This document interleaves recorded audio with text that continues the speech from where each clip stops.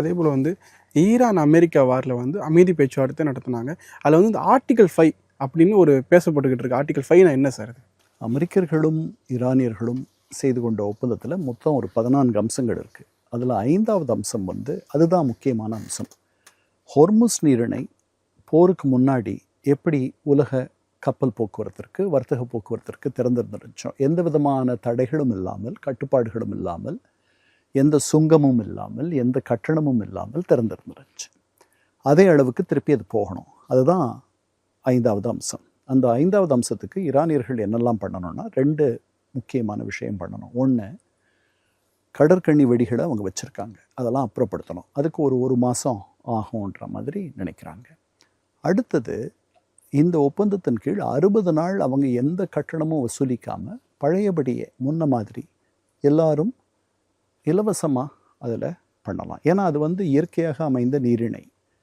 மனிதர்கள் செயற்கையாக உருவாக்கிய பனாமா கால்வாய், சூவஸ் கால்வாய், அங்கே நீங்கள் வந்து ஒரு கட்டணம் வைப்பது அர்த்தம் இருக்குது. இயற்கையாக நடந்த மலாக்கா நீரிணையாகட்டும் மலேசியாவில், அல்லது இந்த நீரிணை ஹோர்முஸ் நீரிணை, அங்கே நீங்கள் வந்து கட்டணம் வசூலிப்பது சர்வதேச சட்டங்களின் கீழ் தவறு. இதை வந்து சர்வதேச கடல்சார் கழகம், இன்டர்நேஷ்னல் மேரிடைம் ஆர்கனைசேஷன், ஐநாவினுடைய துணை அமைப்பு, அதுவும் சொல்லியிருக்கு.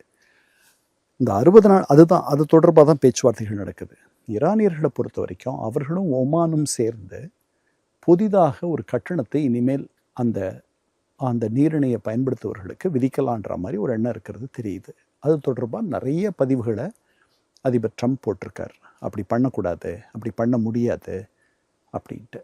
அவர் அதை பெருசாக எதிர்க்கிறாருன்றது ஒரு புறம் இருந்தாலும், இந்தியா உட்பட மற்ற நாடுகள் கூட அதை வரவேற்காது. ஏன்னா எல்லா நாடுகளும் தான் எதிர்க்கிறாங்க, அரபு நாடுகளும் எதிர்க்கிறாங்க. அதனால் இந்த 60 நாளைக்கு பிறகு ஈரானியர்கள் என்ன செய்வாங்கன்னு பொறுத்திருந்து பார்க்கணும். அது ஒரு பெரிய சிக்கல். அந்த சிக்கலை எப்படி வந்து ஈரானியர்கள் கைக்கொள்ள போகிறார்கள்?